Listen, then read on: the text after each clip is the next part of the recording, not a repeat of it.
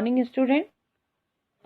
ये video virgin मेरी higher secondary school Ujjain द्वारा प्रसिद्ध है। बच्चों, आज मैं आपको पाठ 23 पॉलीथीन पढ़ाने जा रही हूँ। बच्चों, इस पाठ में पॉलीथीन का विरोध किया गया है कि पॉलीथीन का उपयोग करने से क्या क्या परेशानियाँ आती हैं, मोहल्ले में कैसे कचरा फैल जाता है, लोग एक दूसरे पर वो करते रहते हैं कि ये तुम्हारे द्वारा किया गया है या हमारे द्वारा किया गया है, जबकि इसका उपयोग ही गलत साबित हो रहा है।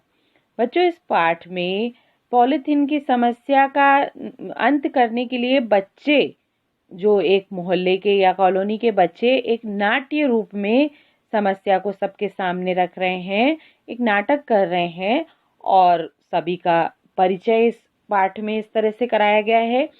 प्रभाकर एक शासकीय कर्मचारी, विशाखा एक किशोरी, सुनैना विशाखा की माँ, विकल्प विशाखा के पिता, ऋषि ये सब पड़ोस के बच्चे हैं, पड़ोसी बच्चे, पुष्कर, जावेद, सतीश, मंटू काका पड़ोसी व्यक्ति, और एक दृश्य के रूप में एक पर्दा वो बनाते हैं और एक दृश्य के रूप में उसको चित्रित करते हैं कि फ्लैट के जो छज्जा है विशाखा वहां से कूड़ा फेंक रही है। देखिए, इस तरह से नहीं करना चाहिए कि ऊपर से कूड़ा फेंक रहे हैं और नीचे कोई व्यक्ति निकल रहा है तो वो उसके ऊपर ही चला जाता है। कूड़ा सड़क पर खड़े प्रभाकर के ऊपर गिरता है।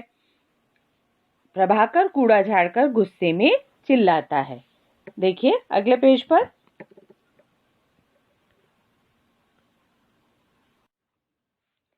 फिर प्रभाकर नाराज हो जाता है और उसकी तरफ देखता है गुस्से में, और उसने जो कचरा फेंका होता है उस समय वो कहाँ जा रहा होता है? कार्यालय जा रहा होता है, अपने काम पर जा रहा होता है, क्योंकि वो सरकारी कर्मचारी होता है।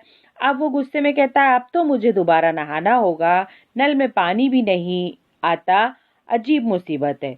ये सब एक चित्रण कर रहे हैं। फिर पुष्कर हंसकर, देखो ऋषि, चाचा जी कितने सुंदर लग रहे हैं। गुस्से में तुम लोगों की शरारतें इसलिए बढ़ रही हैं क्योंकि तुम्हारे माता पिता तुम्हें रोकते टोकते नहीं है। बच्चों को उन्होंने सिर पे चढ़ा रखा है। विशाखा, अंकल प्लीज पापा से मेरी शिकायत मत कीजिएगा, मुझसे गलती हो गई। अब इस तरह से वो उस गलती की क्षमा भी मांग रही है। प्रभाकर को शांत होकर उनसे शिकायत किए बिना तुम्हारी आदत नहीं सुधरेगी। 9:30 बजे हैं, क्या ये झाड़ू लगाने की समय है? ऊपर से सड़क पर कचरा फेंकना, यह कहाँ तक ठीक है? ये सब वो लोग एक चित्रण कर रहे हैं। तो सुनैना का प्रवेश फिर से होता है। सुनैना, आप मेरे घर के बारे में बोलने वाले कौन है? यह मेरा घर है, आप कौन होते हैं टीका टिप्पणी करने वाले? अब वो झाड़ू लगा करके उसने कचरा एक तो बाहर फेंका और फिर इतनी देर से और उनके ऊपर ही फेंक दिया।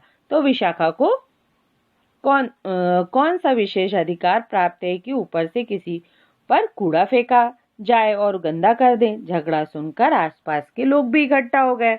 अब मंटू काका, गलती तो विशाखा की थी। मंटू काका उसमें प्रवेश करते हैं। उसे चाहिए था कूड़ा नीचे आकर कचरे के डब्बे में डाले, क्योंकि कचरा हमें डब्बे में डालना चाहिए। फिर सुनैना, सफाई ठीक से कैसे होगी? आप लोग अपनी कार और प्रभाकर अपना स्कूटर नीचे सड़क पर ही रखते हैं। दूसरी समस्या ये आ गई कि सड़क पर गाड़ियां नहीं खड़ी करनी चाहिए, क्योंकि अगर कचरे वाला आता भी है तो गाड़ियों के खड़े होने के कारण वो ठीक से ना झाड़ू लगा पाता है और ना नालियों का कचरा निकाल पाता है।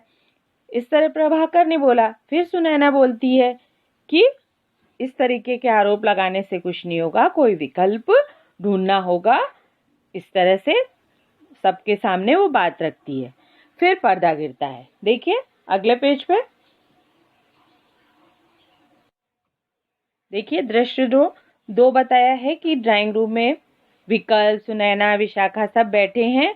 कॉल बेल बजती है। विकल्प दरवाजा खोलते हैं और प्रभाकर, मंटू काका, जावेद और सतीश तभी जो है वहां पर, और सतीश का भी प्रवेश होता है। मंटू काका, विकल्प सभी ये शिकायत करते हैं कि घर का कूड़ा कचरा सड़क पर नहीं फेंकना चाहिए।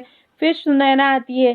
शिकायत तो आप लोगों से हमें भी है कि आप लोग स्कूटर सड़क पर ना खड़ा करें। सफाई कर्मचारी वहां पर सफाई नहीं कर पाता, नालियां भी नहीं साफ कर पाता।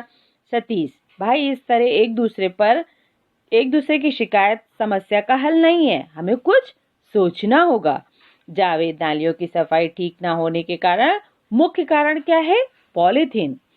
वो ठीक है कि गाड़ियां नहीं होनी चाहिए सड़क पर, इतनी एक के बाद एक खड़ी रहती हैं, लेकिन जो मुख्य समस्या है नालियों को जो रोकता है वो पॉलीथीन रोक लेती है। क्योंकि हम क्या करते हैं?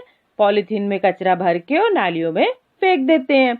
विकल्प फिर कहता है ये बात ठीक है, घरों के सामने गाड़ियां नहीं करनी चाहिए, हम इनको फुटपाथ पर दूसरी जगह कहीं खड़ी करके आएंगे, यहाँ पर नहीं खड़ी करेंगे। जहाँ पे गाड़ियों की पार्किंग का अड्डा बना हुआ है हम वहां खड़ी करेंगे। फिर मंटू काका बोलते हैं मैं भी कार आज से पार्किंग अड्डे पर खड़ी कर रखूंगा, लेकिन क्या पॉलीथीन का प्रयोग आप लोग रोक पाएंगे? पॉलीथीन से कई उपयोगी वस्तुएं बनाई जाती हैं। असल समस्या बार बार गलाकर बनाई गई पॉलीथीन की थैलियों की है। ये रासायनिक प्रदूषण भी फैलाती हैं, इसका कम से कम उपयोग करना चाहिए। इसके दुष्प्रभाव से बचने का मात्र उपाय है। मंटू काका, हाँ, पॉलीथीन को इधर उधर खुले में फेंकना नहीं चाहिए। पॉलीथीन की थैलियां, उनसे बनी दूसरी चीजों को सुरक्षित ढंग से कचरे के डब्बे में डालना चाहिए, ताकि उसका वैज्ञानिक ढंग से निपटारा किया जा सके। सही रूप से निदान करने से हम लाभ भी उठा सकें तथा प्रदूषण कम कर सकें। फिर क्या होता है? पॉलीथीन की जगह कुछ खोजना होगा। पॉलीथीन को ही ऐसा बनाया जाए कि सरलता से नष्ट हो जाए। ये सब वो बातें करते हैं। फिर देखिए क्या होता है, पॉलीथीन से होने वाली हानियों के बारे में भी लोगों को पता होना चाहिए। फिर अगले दृश्य में देखिए,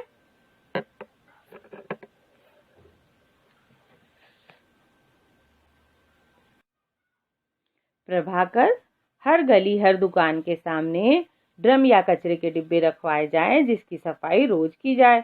इन ड्रमों में कचरा और पॉलीथीन का अलग अलग करके उचित निदान करना चाहिए। ये काम नगर निगम तथा नगर पालिका या ग्राम पंचायतों को अपने हाथ में ले लेना चाहिए। विकल्प, बिल्कुल ठीक कहा, हम कचरे को कूड़ेदान में ही डालेंगे, हमें डालना चाहिए, ऐसे वो बात करते हैं।